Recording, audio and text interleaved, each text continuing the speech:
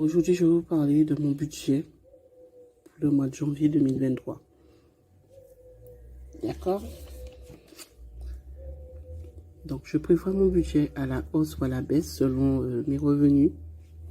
Donc, mes supports, je n'en ai pas personnellement à mon nom, mais j'ai récupéré, parce que c'est depuis 2021, donc il y a des supports que j'aime bien utiliser. Je vais vous présenter qui les a fait. Donc, la petite budgéteuse, je l'avais achetée sur son site, suffit des dépenses. Là, vous voyez espèces. C'est un peu embêtant de filmer avec une main. Je comprends quand elles le disent, les autres youtubeuses. Mon compte CCP. Et quand j'ai écrit Excel ici, c'est parce que en fait, j'ai mon budget sur mon tableau Excel que j'ai aussi téléchargé avec la petite budgéteuse. Ça, ce sont toutes mes virements, mes dépenses, etc., etc. Et je mets toujours la cotisation trimestrielle. J'ai décidé de faire ça depuis l'année dernière et je vous assure que du fait que c'est tous les trimestres qui prennent à peu près 27 euros, moins, mais bon. Donc, j'ai divisé par 3 la somme et je mets tous les mois 9 euros. Voilà. Et l'EDF, c'est pareil. Je paye à peu près 700 à 800 euros par année. Oui, par année. Mais c'est tous les 2 mois qui passent sur mon compte. Puisque c'est directement sur mon compte. Donc, c'est 70 euros par mois que je mets. Que ça fasse plus que 140 ou moins que 140. Le reste, je le mets pour l'année, pour le mois d'après. En plus des 70. Comme là, vous m'envoyez la facture de novembre 2023. J'ai payé 114 et quelques, je dirais 115. 115 sur 140, il restait 25. Donc, j'ai 95, qui veut dire les 70, pardon, du mois de décembre, plus les 25 qui m'est resté sur le compte du mois de novembre, pour pouvoir payer la facture de janvier.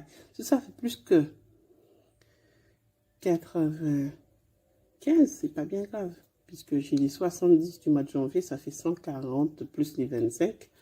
Donc, ça fait 165 euros maximum que je peux payer le mois de janvier. Si ça fait moins, ça me va. Le reste, je le reporte pour février, plus les 70 de février, pour pouvoir payer la facture de mars. Bon, après, je vais revenir sur ça, ne vous inquiétez pas. C'est juste pour vous faire comprendre à peu près comment je fonctionne. Et je ne sais pas si je l'ai dit, mais je travaille à temps partiel en CDI.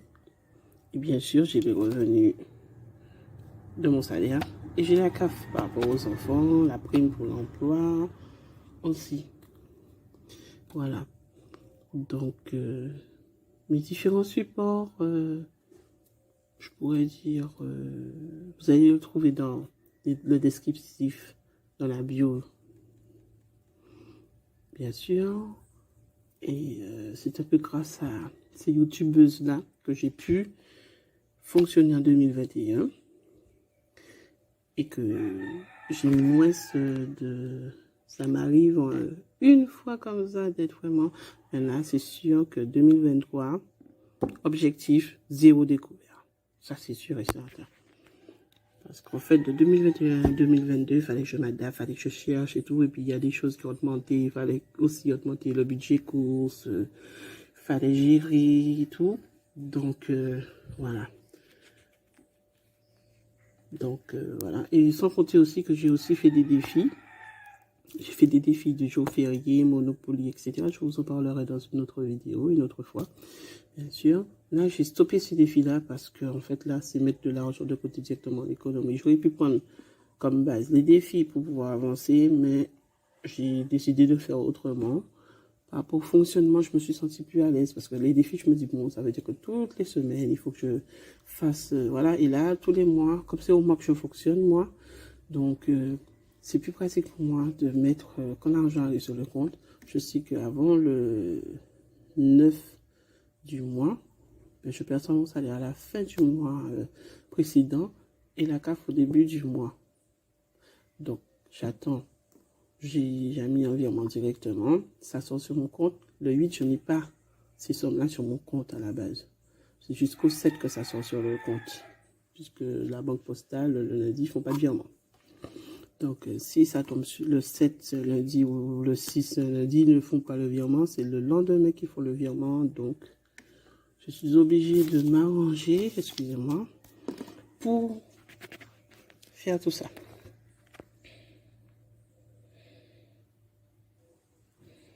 Bien sûr, j'ai des enveloppes virtuelles et en espèces. Donc, voilà, je vais vous montrer. Pour l'instant, vous savez, moi, j'ai pas de... Voilà, c'est ça que j'ai. Ça, ce sont des billets virtuels. Voilà. Spécimen, pâte pour mal. Alors, ça, c'est mon compte nickel. Hein.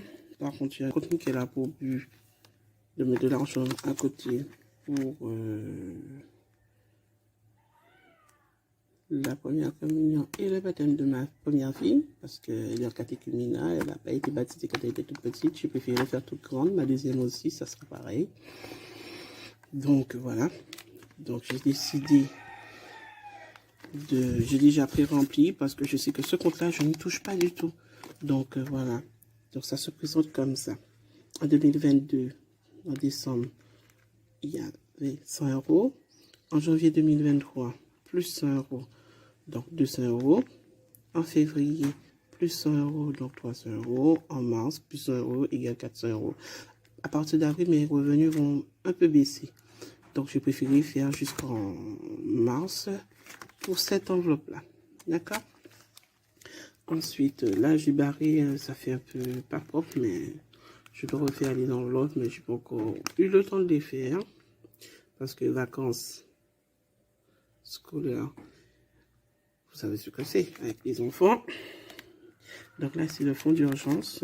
C'est avec des sommes, bien sûr, mais spécimens, bien sûr. Donc c'est aussi ça. Mais là, j'avais commencé en novembre, c'était 100 euros par mois. Donc novembre 2023, décembre 2023, 100 euros, 100 euros, 200 euros. Et là, dépôt janvier, plus 100 euros, donc 300 euros. Multimédia, c'est mon enveloppe pour tout ce qui est imprimante, tout ce qui est justement que je dois acheter pour les plastiques, pour la plastifieuse et l'encre, voilà. Donc stylo, tout ce qui, voilà. Donc là, c'est 10 euros par mois. Je vais commencer en décembre, ou plutôt non. Je vais commencer en novembre.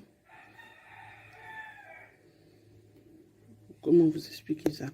C'est, ouais, en novembre, j'ai récupéré les 10 euros parce que je devais acheter le classeur, je sais plus. Et ici, c'est pas 3 euros. Hein. Ici, on a Bureau Vallée, on a les librairies, mais on n'a pas d'action, on n'a pas ce genre de choses ici. D'accord? Donc, c'est chaud. Les prix ici, c'est chaud. Moi, je trouve que c'est abusé, mais bon. Et puis, si on veut commander à AliExpress, c'est tout un problème de nos jours. Donc, hein, tout ce qu'on voudrait qu'il soit moins cher, c'est dommage. C'est comme ça. Donc, 20 euros. J'ai laissé... Il y a les 20 et j'ai mis les 10 parce qu'en fait, comme c'est tous les mois, donc j'ai dit, je vais écrire tout à l'heure février plus 10, 30. Au lieu de retirer de mettre à chaque fois parce que la base c'était 30, mais j'ai effacé pour écrire ça et j'ai laissé les 10 en disant bon, après en février ça sera pareil. Donc voilà. Vêtements. Vêtements, vous allez me dire, il n'y a pas grand chose. Oui, j'en avais plus. J'ai dû acheter maillot de bain pour ma fille. J'ai dû acheter des vêtements parce qu'elle pousse, elle grandit, oui. Mes vêtements, c'est chaussures aussi. Hein. Donc pour ma deuxième, j'ai dû acheter des chaussures. Pour la plus grande aussi. Donc là, j'ai écrit 30 parce que c'est ce qui reste sur mon livret. Directement. Donc, je vais retirer directement pour vous montrer. Voilà. Comme je vous répète à chaque fois, ce sont des spécimens. D'accord. Avec une main, c'est un peu compliqué. Hein? loisirs, sortie, vacances. Mais c'est plus, ouais, loisirs, vacances. Plus 20. Bon, là, peut-être que vous n'allez pas bien comprendre parce que je l'ai écrit précis. C'est 60 € qu'il y a sur le compte. Ici, anniversaire. Anniversaire.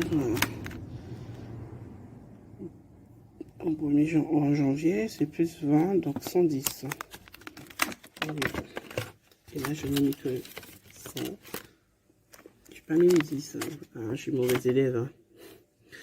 Fête, Noël, cadeau.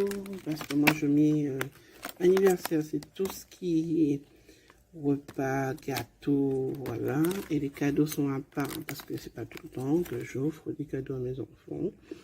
Parce qu'ils estiment, eux, qu'une fois que je fais l'anniversaire pour la fêter en famille, c'est un beau cadeau pour eux. En fait, ils ne sont pas compliqués. C'est comme ça aux Antilles, on va pas t'acheter un cadeau toutes les fois où il y a un truc.